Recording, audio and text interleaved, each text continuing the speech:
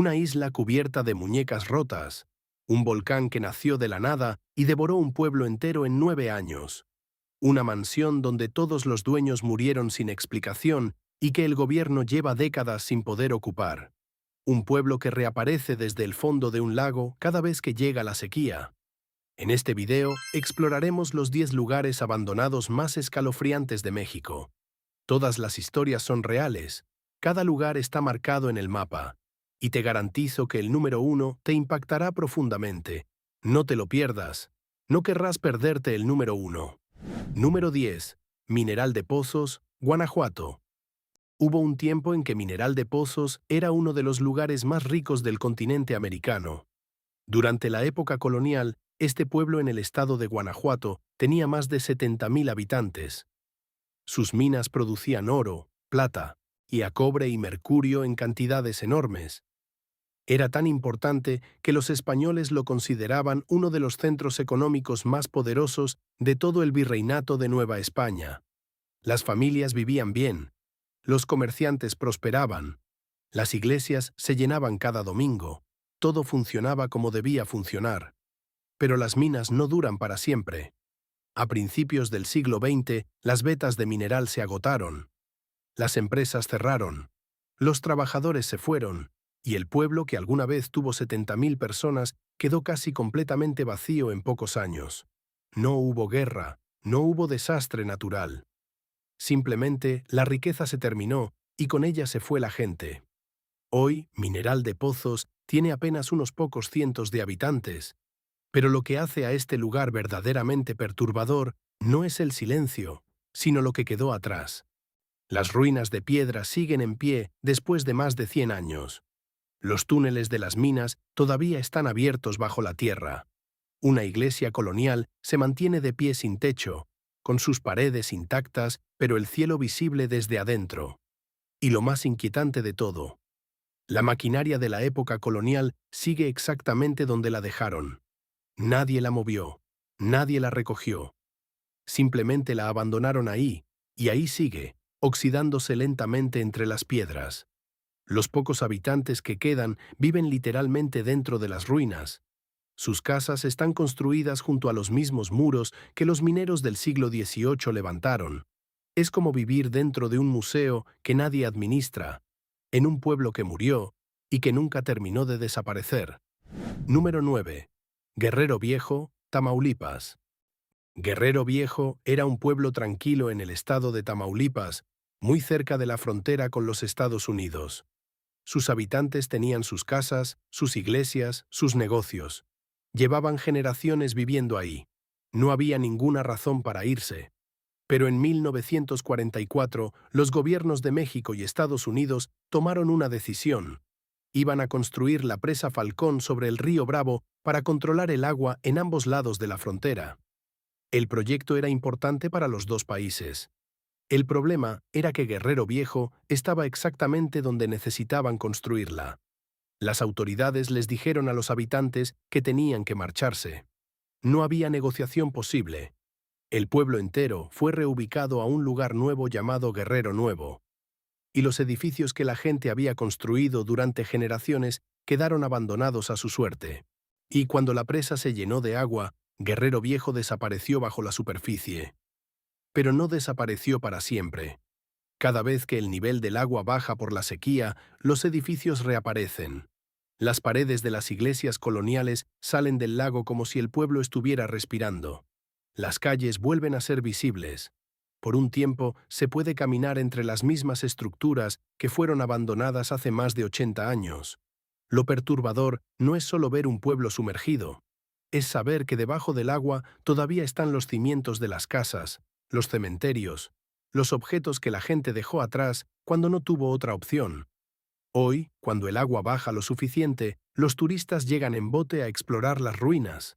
Pero los locales conocen bien la historia y muy pocos quieren quedarse cuando el sol empieza a caer. Mi número 8. Posada del Sol, Ciudad de México. Fernando Saldaña Galván era un hombre con un sueño grande.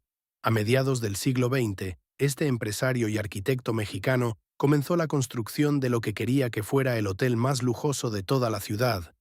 El proyecto era enorme.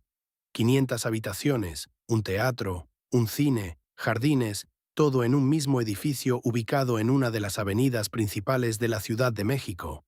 Saldaña invirtió todo lo que tenía.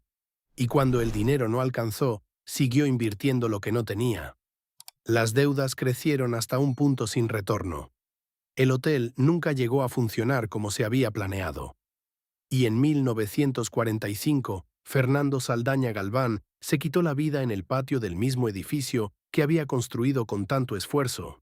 Según la leyenda, antes de morir maldijo la propiedad. Indijo que ese edificio nunca sería habitado. Lo extraño es que la maldición parece haber funcionado. Con el paso de los años, distintas instituciones del gobierno mexicano ocuparon el edificio en diferentes momentos. Pero ninguna se quedó por mucho tiempo. Siempre terminaban abandonándolo. Hoy el edificio sigue en pie, vacío, con grafiti en las paredes y el tiempo encima. Los visitantes que han entrado al lugar reportan sensaciones extrañas, sonidos sin explicación y temperaturas que cambian de un cuarto a otro sin razón aparente. En los sótanos del edificio hay un altar pequeño donde la gente deja dulces. Dicen que es para calmar el espíritu de una niña que murió ahí adentro, aunque los detalles de esa historia nunca han sido confirmados oficialmente. Lo que sí es real es el edificio. Sigue ahí, en medio de la ciudad, o abandonado desde hace décadas como si nadie quisiera tocarlo. Número 7. Mixnébalam, Yucatán. En el estado de Yucatán, rodeada de vegetación densa y caminos de tierra, existe una hacienda que la mayoría de la gente prefiere no visitar. Se llama Mixnébalam, y durante el siglo XIX fue una de las plantaciones de henequén más activas de la región. El henequén era una planta con la que se fabricaban cuerdas y telas. En esa época era un negocio muy rentable, y Mixnébalam llegó a tener cerca de 2.000 habitantes trabajando y viviendo dentro de sus límites. Era básicamente un pueblo completo dentro de una hacienda. Pero el mercado del henequén colapsó con el tiempo. La demanda cayó, el dinero dejó de llegar, y a eso se sumó una escasez severa de agua en la zona. Los habitantes fueron abandonando el lugar poco a poco hasta que no quedó nadie. Las construcciones se llenaron de vegetación y el silencio tomó el control. Lo que hace a Mixnébalam diferente de otros lugares abandonados es lo que encontraron adentro después. Visitantes y periodistas que han entrado al lugar han documentado señales de que grupos religiosos usaron la hacienda para realizar rituales después de su abandono. En las paredes hay símbolos pintados con spray. En el piso se encuentran restos de velas y otros objetos de culto. Nadie sabe exactamente qué grupos estuvieron ahí ni por cuánto tiempo. A eso se suman dos historias que los habitantes de la zona repiten con frecuencia. La primera es la de Julián, un niño de 9 años que murió dentro de la hacienda durante la época en que todavía estaba habitada. Y la segunda es la de un sacerdote cuya identidad nadie ha podido confirmar del todo. Los turistas que visitan el lugar dicen que la sensación de ser observado no desaparece en ningún momento. Número 6. Real de 14, San Luis Potosí. Para llegar a Real de 14 hay que atravesar un túnel. Un túnel de un solo carril, excavado dentro de una montaña, que tiene casi 2 kilómetros de largo y está completamente oscuro por dentro. Los vehículos particulares no pueden entrar al pueblo. La única forma de llegar es en un pequeño autobús que atraviesa ese túnel lentamente, en la oscuridad, mientras el motor retumba contra las paredes de piedra. Esa entrada ya dice mucho sobre el lugar que espera al otro lado. Real de 14 está ubicado en las alturas del desierto de San Luis Potosí. Durante el siglo XVIII y parte del XIX, sí fue uno de los centros mineros de plata más importantes de todo México. Sus minas producían tanto mineral que el estado donde se encuentra llegó a ser comparado con el Cerro de Potosí en Sudamérica, que era la mina de plata más famosa del mundo en aquella época. El pueblo llegó a tener más de 20 minas activas y hasta acuñó sus propias monedas. Pero la plata se terminó. Y cuando se terminó, la gente se fue. El pueblo quedó prácticamente vacío durante décadas, con sus calles de adoquín, sus edificios de piedra y su iglesia principal intactos, pero sin nadie adentro.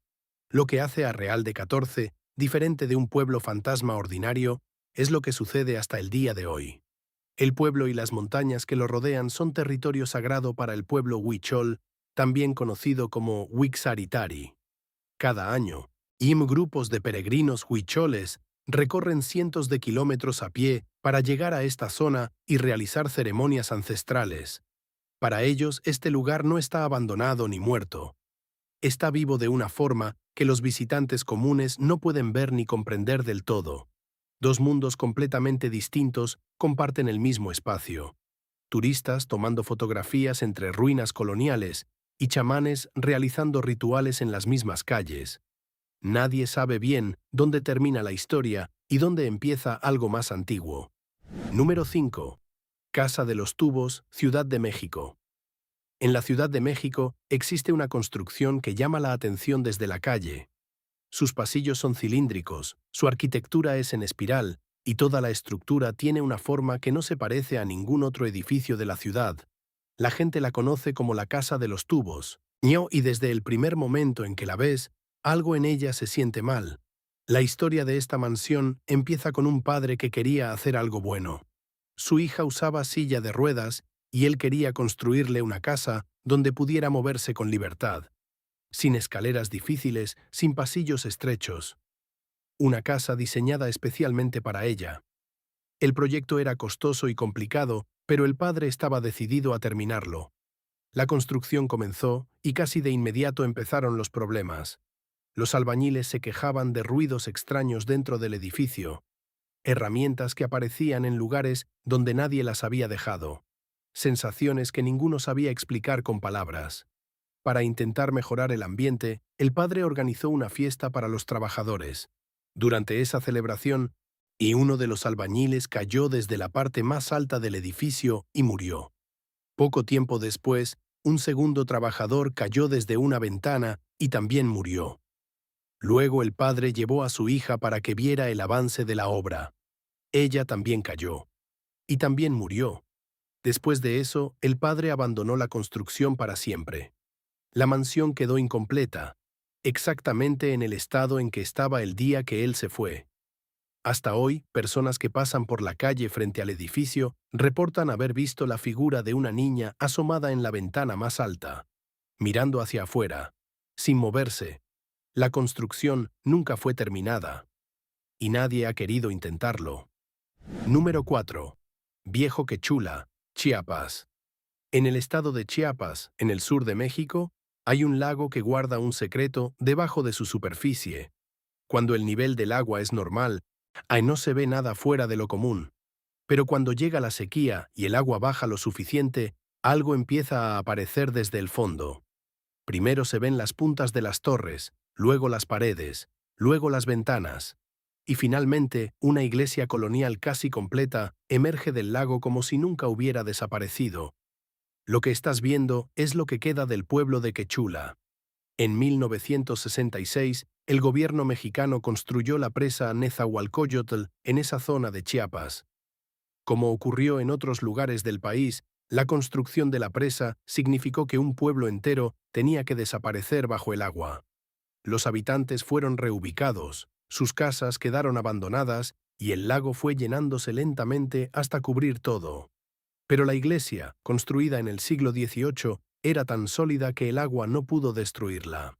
Lo que pocos saben es que Quechula ya cargaba una historia oscura antes de ser inundado. En el año 1776, mucho antes de que llegara la presa, el pueblo fue abandonado por primera vez debido a una epidemia que mató a una gran parte de su población. Los sobrevivientes huyeron y tardaron años en regresar. El pueblo nunca volvió a ser lo que había sido, es decir, Quechula fue abandonado 2 veces, una por la enfermedad y otra por el agua. En los años de sequía más severa, la iglesia emerge casi completa sobre la superficie del lago. Los buzos que han explorado el fondo reportan encontrar los cimientos de casas, objetos cotidianos y estructuras que llevan décadas sepultadas bajo el barro y la oscuridad del agua. El pueblo entero sigue ahí abajo, esperando. Número 3. San Juan Parangaricutiro, Michoacán. El 20 de febrero de 1943, un agricultor llamado Dionisio Pulido estaba trabajando en su milpa en el estado de Michoacán cuando notó algo extraño. El suelo a sus pies empezó a moverse. Luego empezó a abrirse, y desde esa grieta comenzó a salir humo, ceniza y piedras calientes. Dionisio Pulido no lo sabía en ese momento, pero estaba viendo nacer un volcán. En menos de 24 horas, el cono volcánico ya tenía 50 metros de altura. En una semana tenía más de 100. El volcán, que más tarde recibiría el nombre de Paricutín, creció sin parar durante 9 años seguidos. Es uno de los pocos volcanes en la historia cuyo nacimiento completo fue observado y documentado por seres humanos desde el primer día. El pueblo de San Juan Parangaricutiro estaba a pocos kilómetros del lugar donde nació el volcán. Durante los primeros meses, la ceniza cubrió los campos y destruyó las cosechas. Luego llegó la lava. Avanzaba despacio, apenas 3 metros por hora, pero no se detenía. Los habitantes tuvieron tiempo de evacuar, y por eso no hubo muertes directas. Pero sus casas, sus calles, sus tierras y todo lo que habían construido durante generaciones quedó sepultado bajo toneladas de roca volcánica negra. Cuando el volcán finalmente se apagó en 1952, había cubierto más de 90 millas cuadradas de territorio. De todo el pueblo solo quedó una cosa visible sobre la lava solidificada: la torre y el altar de la iglesia colonial del siglo XVIII, que sobrevivieron intactos en medio de la destrucción. Los fieles del lugar consideran esa supervivencia un milagro, y hasta el día de hoy peregrinos llegan a ese altar a dejar velas y flores frescas. Para llegar, hay que caminar sobre campos de lava negra durante varios minutos. El volcán Paricutín es visible en el fondo, y la iglesia sigue ahí, medio enterrada, recordándole a todo el que la visita que debajo de esa roca hay un pueblo entero que el volcán se tragó hace más de 80 años. En 1997, la CNN nombró al volcán Paricutín una de las 7 maravillas naturales del mundo. Número 2. La Casa Negra, Ciudad de México. En la delegación de Álvaro Obregón, en la Ciudad de México, existe una mansión del siglo XIX que lleva décadas sin que nadie pueda vivir en ella de forma permanente. La gente del barrio la conoce simplemente como la Casa Negra, y aunque está ubicada en medio de una ciudad de casi 9 millones de personas, el edificio lleva años en un estado de abandono que nadie ha podido revertir. Y la historia empieza con la familia Mondragón, los primeros dueños de la propiedad. Según los registros históricos, todos los miembros de esa familia murieron dentro de la casa por causas que nunca fueron explicadas con claridad. No hubo un accidente visible, no hubo una enfermedad documentada que lo justificara. Simplemente murieron. Y como no quedó ningún heredero vivo, la propiedad pasó a manos del gobierno mexicano. Desde ese momento, la casa no ha tenido paz. El Estado mexicano intentó darle uso al edificio en distintos momentos. Diferentes organismos gubernamentales ocuparon la propiedad con el paso de los años, pero ninguno se instaló de forma definitiva. Todos terminaron abandonando el lugar sin una explicación oficial satisfactoria. Los vecinos del barrio llevan generaciones reportando las mismas cosas. Van cambios bruscos de temperatura dentro del edificio, voces que no tienen fuente visible, puertas que se abren y se cierran sin que haya viento, manos invisibles que tocan a las personas que entran. Varios investigadores de fenómenos paranormales han visitado la propiedad a lo largo de los años, y algunos la describen como el lugar más activo de ese tipo en toda la Ciudad de México. Lo que sí está confirmado es lo más simple y lo más extraño al mismo tiempo. La casa existe. Tiene más de 100 años. Está en medio de una ciudad enorme donde el espacio vale mucho dinero. Y aún así, sigue vacía. Nadie la compra, nadie la ocupa, nadie la toca. Número 1. La isla de las muñecas, Xochimilco, Ciudad de México. En los canales de Xochimilco, al sur de la Ciudad de México, hay una pequeña isla que no aparece en las guías turísticas normales. Y no tiene hoteles ni restaurantes, no tiene nada que la mayoría de la gente consideraría una atracción. Lo que tiene son árboles.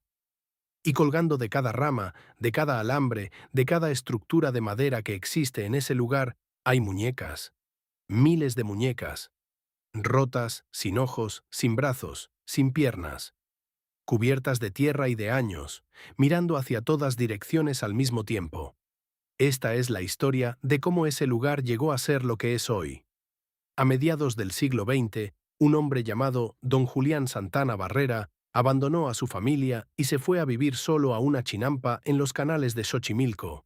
Las chinampas son pequeñas islas artificiales que los aztecas construyeron hace siglos para cultivar alimentos. Don Julián vivía ahí solo, cultivaba verduras y tenía poco contacto con el mundo exterior. Un día encontró el cuerpo de una niña ahogada en el canal, cerca de su isla.